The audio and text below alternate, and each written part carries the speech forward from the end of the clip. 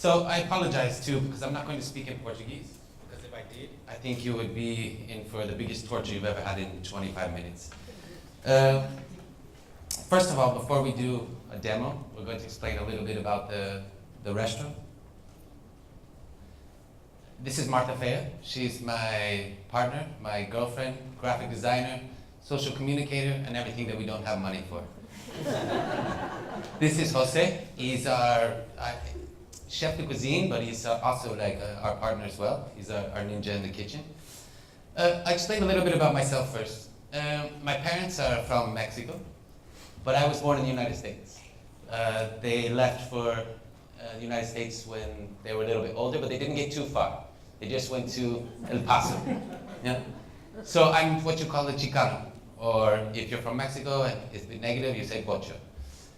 So I always lived in two worlds, like the gringo world and the Mexican world. I could pass back and forth very easily, but never stuck in one of them. My parents, because when they arrived to the United States, they spoke Spanish. They had a very difficult time. They always wanted us to be very American on the outside, to assimilate, to speak only English, eat hamburgers, hot dogs, corn dogs. But behind closed doors, we were very Mexican. I know that the food that we ate, I eat cactus, which I always thought was strange because none of my other friends eat cactus. On Sundays, I smell menudo, which is the inside of a cow's stomach. And it's a terrible smell as a child that you have to live with for the rest of your life. I know that my aunt made the best red pozole and was always next to the turkey at Christmas. And I know that my grandmother probably had me in an illegal child labor situation, that I made thousands of tortillas every Saturday when I should have been watching cartoons. I know that our heroes, for some reason, was Wonder Woman, because my mom found out that her mother was half Mexican. So we had to watch Wonder Woman all the time, because she was a successful Mexican. Even though her name was Linda Carter and she drew Wonder Woman things, she was a very successful Mexican. None of us played golf, but Lee Trevino was also a huge star of ours, because he was a really famous golfer who also, as you can see, he didn't hide the fact that he was Mexican, and decided once not to play the Masters tournament, because he said if he hadn't been so famous or such a great golfer, that they would have only let him in through the kitchen. So he stopped playing the Masters for 2 or 3 years. So for us in the family, this was a huge beacon of success. You know, that there was finally some people in the United States of Mexican-American descent that were doing something. I don't know how much I can credit Wonder Woman, but at least Lee Trevino was very good. And I explain this because there's a stigma about Mexican food still, even with Mexican people. It's a street food that we like, garnachas, is what it's called. And it's a food that it's dirty, it's greasy, but it's amazing. It has many years of tradition. Some of the processes go back to 1,000 years back. And we love it and we root for it, but when we push it out into the open, we fear that maybe it's not a food that you're going to serve to the world that could compete with the rest. But I have to disagree. It takes really a long time to make, and it's quite good. Next. So today we were asked to do a demo. We're not going to do a demo of any food, because in 25 minutes we think it would be very boring for you, and we couldn't actually think of anything that we wanted to cook in 25 minutes besides a guacamole or pico de gallo or something that you probably already know how to make. The most interesting part about our kitchen is the time that it takes. In our restaurant, I think the least amount that it takes is about 3 hours to plate. Some of them take a day. And this process is quite amazing. When you start with the chilies, you roast the chilies, you roast the tomato. If we started with that process here, it would take too long, and probably we would kill most of you with the fumes. And this is not a joke. And so we decided to do what I think is important, to tell stories about the food and let our chef talk about the process. The first plate I wanted to start with is cochinita pibil. I don't know if you've ever seen the movie Once Upon a Time in Mexico. So by Robert Rodriguez. It's an okay movie, but one of my favorite things about the movie is Johnny Depp is a CIA agent, trying to do whatever he needs to do in Mexico. But he enters every restaurant in Mexico to try only one plate, cochinita pibil, because he wants to find whoever makes the best cochinita pibil. There's one scene where he finally finds it, and he decides that it's so good, as soon as he's finished eating it, he's going to kill the chef. Because there has to be balance in the world. You can't have a cochinita that good. The reason I like this scene is because when you order cochinita or when you order a plate like this, it just gets served to you. It either gets put in the taco and served to you really fast, and people kind of assume that it's a fast food, and they ignore kind of the process or the steps. The reason I think that he killed the chef, even though it's an imaginary chef that he killed, I think he killed the chef because this process, you taste it, and it's fast, but you don't understand how it works. So, now, I'd like to ask our chef to demonstrate how to make cochinita. And I don't know what language he's going to speak in. We speak in Spanish, but I don't know if he's going to speak in Spanish or English right now. No sé. Maybe you understand my Spanish, but it will be really, how he said, I will speak so much in slang, in Mexican slang, that you will not get anything of it. So, we have an image, no? I think, about cochinita pibil. Cochinita pibil is it's pork. It's cooked. We dig a big hole in the ground. We put a lot of carbon, stones, whatever. So after we grab the pork with pork lard, achiote, that it's very interesting seed in Mexico. It's really acid, and it turns everything red. So that's why we have that color. And I don't know, it's cooked for many hours, sometimes even during all night long. So the next day, these random cooks, they go open the hole, and it's just steaming, and they take out this fabulous pork and it looks like pulled pork in America or Canada. But it's not as sweet as pulled pork in America and Canada. So after we add chile habanero, that is the most spicy pepper we have. I don't know, it's amazing, and we love it. So in the Yucatan or Merida, oh, you would bury it underground. But how you repeat the process in the restaurant, because the side won't let us make a hole in the ground. Yeah, well, that will be really weird. So we have two processes. Sometimes we do it on the stove, but it's really fast, and you don't have the tender of the meat that you would like to have. So we put it in the oven, wrapped in banana leaves, and then a lot of pork fat, and then we have this. Okay. So we're going to get to more Jose stories, but one thing I wanted to talk about, and I think is important, is sometimes I see people when they go to Mexican restaurants or they go to taquerias, they talk about authenticity. Yeah. And this is a very strange word for me coming from Mexico, because you have versions, you know? The mole in Puebla is different from the mole in Oaxaca. The birria that we make in Chihuahua is very different from the birria that he makes in Mexico City. The salsa verde that my grandmother makes is very different than the salsa verde that his grandmother makes. And both of our grandmothers would both say that each one does incorrectly. So there's not authenticity, but there's versions of the food. The things that are the most important are the steps that you take. Cooking it is very important, which I think gets ignored because of the way people learn with the internet now. It's very fast to see how things, but they forget these processes that take forever. The flavor, which you can't fake, and the ingredients that we use. Going into this, I wanted to go back to story time with our chef, Jos. Okay. Because also, I'll explain why I want the stories. Because a lot of the food that we come from when we make it in the restaurant, 4 of us are from Mexico. 3.5, yeah? But we talk about the stories that we experience with the food. So when we want to make a cochinita pibil, I know my cochinita, he knows his cochinita, another person knows their cochinita, and we put our stories together, and then we figure out how to make it and which one we like the best. And I really like his stories, so. And these next drawings are his. Okay, well, so I did this drawing thinking, remembering of a story how I found, the first time I really saw people making street food in Puerto Vallarta, because I was living in Vallarta for 1 year. And I was surprised that it's in the coast. Instead of them eating fish or shrimp or whatever, they really eat meat because they have these illegal farms all around. So people just take a cow or a lamb and they just cook it like this. They go to the street, they have this food stand. Those are supposed to be people, but I draw dogs. So it's boss stuff, but actually I I didn't know how to draw a bus, so I drew a taxi. So people say that tacos in the street, they have the unique flavor because of all the smoke. For sure it's not real, no? But that's why I have pollution there.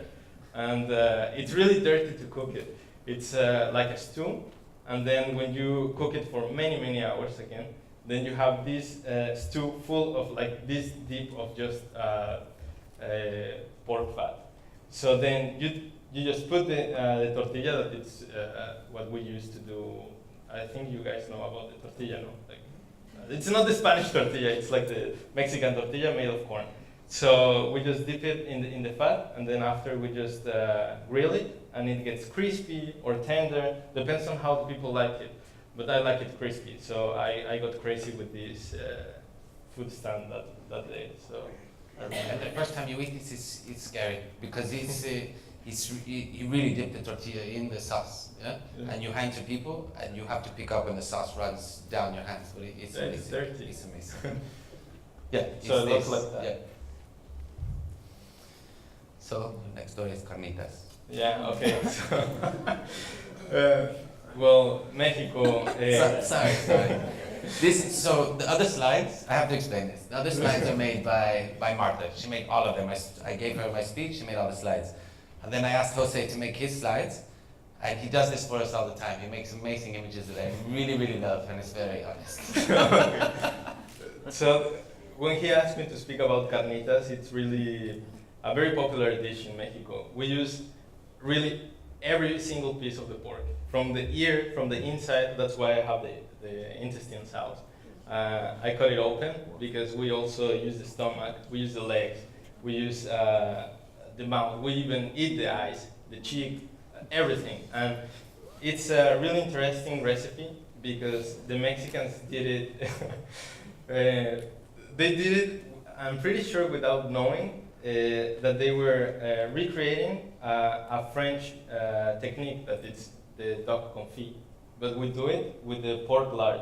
So we put everything inside. First we deep fry all the animal because it's really cheap. People in Mexico don't have a lot of money, so they just go for a pig that is really cheap, no? So that's why we eat all of the animal deep fried in the pork lard. After we have many secret ingredients, and one of them is Coca-Cola. I know it's fucked up to say it, but we do it. So it's being confit in his own fat, combined with the intestines and stomach and whatever. And then we put la lechera. I don't know. Milk, lechera. It's leche condensada. Yeah. So that gives like a little bit of caramel, and it makes it more tender. And then we put the Coca-Cola and other things, and then it really gets a brown color. And it's so interesting that the skin, because we also eat the skin, it's really, the skin is so tender, even, I don't know, like a bubble gum. And then you have the meat, and you have the crispiness of the deep fried, well, it looks like that after. So it's not that disgusting at the end. It's really beautiful. It's my favorite dish. Really. It's funny that you say this about the Coca-Cola. It is a secret because there was a dish we were working on in the restaurants, and we couldn't get the redness or the glaze that I've seen like my mother and grandmother do. So we called home, and my mom said, "That's because you're not putting Coca-Cola." And I said, "Mom, what are you talking about? We're not going to put Coca-Cola in the food." She said, "No, do me a favor. It's not a lot. You don't put a can, you know, but it's like a little bit. You put it, and it's a glaze that makes, and it's a trick that every Mexican old woman uses." And it sounds terrible, but in the end, comes together as this beautiful piece of food. And that's why before I was telling you, you have this kind of shame. Should we put this food in the world? I know it will taste good, but maybe we kill some. Next. So now we move on just to the story of how the taqueria began, because a lot of people always ask about concept, how you came up with the idea, and I never really have an answer because it was there, the idea. It was already kind of inside us. It's everything that we want to do for a really long time. I had to convince you a little bit to try tacos. But the concept was just something that we didn't have to think about much. We knew exactly what it would look like. We knew the materials that we were going to use. We knew the feeling that we wanted. switch. I knew that it encompasses every single thing that I like. Cholo culture, dive bars, which you don't have so many here, but dive bars are these terrible bars in the United States. But it's your neighborhood bar that you go to all the time. Sometimes you go to a new opening, sometimes you go to other places. It's the one that you're always going to go back to again and again. Skateboarding, hip hop, Mexican-American weirdos, and of course the taqueria, yeah? And then there's this feeling, because for each time of the day we had a different feeling that we wanted. And the one at night was the most important to us. And it was the, ¿Dónde es la peda? Is where is the, literal translation is, where is the fart? But Mexican translation is, where's the party? So we wanted this feeling always, that right before a party gets out of control. Yeah? That feeling where it just gets a little bit loud, the music is really good, you, on this kind of rhythm, that's really fun before people just start losing their minds. And that's what we thought about, the food and this ambience together. And our staff. For us, it's really important, our staff. I don't know how to explain how we use the staff. Maybe you want to speak a little bit? Well, let's say that we try to create a big family where also you don't have to be from Mexico, but for sure you're someone appreciating the culture. And also if you don't know it, it's a way to get to know it. And little by little, everyone has his own role that naturally gets too heavy, and it gets everyone really close to each other. So after the work, everyone stays in for a beer, talking about what happened in the day, or if someone had a problem, or if there's something that we can make better. And that's, I think, is one of our secrets, because when you enter in our space, you don't just feel that everyone is just running around stressed. You feel that everyone is having fun. Of course, you're going to have a moment when someone is screaming from the kitchen, or a tortilla is flying somewhere where it should not. But it's a big family, and everyone's having fun. And like, if someone that is a cook likes also street art and likes to draw, he has a space to do it. If someone that was an architect but loves taco, can eat it and can draw it. Someone that has amazing personality can put it out. So our staff is really a mix of people, different people, but I think it's one of our big secrets. So we've been lucky. So somehow since we opened, we've been really full every day. Mondays, Tuesday, Wednesday, Thursday, Friday. And so Martha and I spoke a lot about what we would do with this, being full all the time. We don't know how it lasts, maybe it ends today. But we decided what we were comfortable with and what we wanted, and what we would do with the resources we were provided by being full all the time. So basically we tried to give it back to the staff.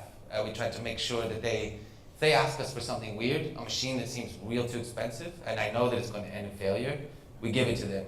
If our bartenders ask for an ingredient they want to work with, we give it to them. Right now we're working on a schedule where the people work 5 days a week, then 4 days. 5 days, 4 days. It may seem costly, but I think it keeps our restaurant happy and our employees happy. I don't know. Yeah, for sure. Okay, maybe not. Maybe I'm inventing all this stuff. So we get to experiment things, and they get to do whatever they want. So for example, one of the ideas, and I'll let him speak about this, is on Wednesdays, we have a restaurant inside the restaurant. On Wednesdays, he cooks a menú de cinco tiempos, a menú de degustação, a tasting menu, because he likes seafood, and he likes to work with seafood. But we were a taqueria, and we didn't start with seafood. So he does a tasting menu, where he works with the bar, and they do a pairing menu. And it's a ridiculous amount of work. If I were to ask him myself to do that, I think they would just tell me to go away. But because they wanted to do it, they worked really hard on it. And you can explain it a little bit. I don't know, it's really fun. When I came with the idea, I went to speak to them saying that we're in Portugal. It's full of beautiful seafood. The quality is amazing here. So why are we using cooking just pork and cow, whatever? So we even have the same technique of making the pork carnitas. We do it with shark. So we got baby shark. It's not that ugly. It's casao. And I don't know. I went all the way from the north with recipes to the south, and even some recipes from my father. I don't know. It came something amazing. No, it's very cool, and it changes. So next would be a different menu. Also the same thing he does. This is what I get from him. This is so Mondays we we can't buy fish in the market, so we have a taco that's made of fish. So he comes up with a new taco and he sends me a sketch on Sunday night, and he gets to make whatever he wants. So this is one of the sketches that I received, and I've always loved it because I didn't know what it was until I actually went there and ate it. Yeah, but it was amazing. It was really good. Yeah, you could say what it was. Yeah. I was just riding my bike to work, and I stopped in these Chinese shops in Intendente. So I found frog legs. So I said, fuck it, let's cook some frog legs for a taco.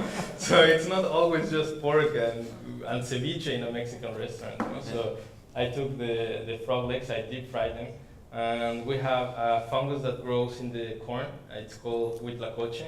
I use it as a sauce, that's why the sauce is dark. And then cilantro. Well, in Mexico we use a lot of cilantro, also in Portugal, so that's a very good link from Mexico to Portugal. And I came up with that idea. And Yeah. it's just, And it's cool because we've done maybe now like 30 tacos, and Yeah. some of them are just incredible. And I would never come up with them if you didn't do it. And we don't have a lot of time to talk about it, but it's the same. And our head bartender isn't here because somebody has to work, but they also have the same room to experiment. And some of the things they've come up with just from finding cups in Austria, to Alano there, who wanted to make a martini with mezcal. We just used mezcal and tequila. 10 cups he carved on his own because he wanted to use a coconut. Yeah. So on his free time, he carves the cups and burns the coconut. Also, we have a drink with mate. They're just free to do whatever they want, and life seems fun until it's not. No? Yeah, it is. That's it. Thank you guys very much. If you have any questions.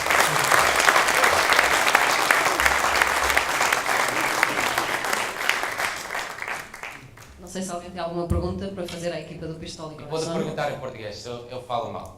Perfeito. Yes.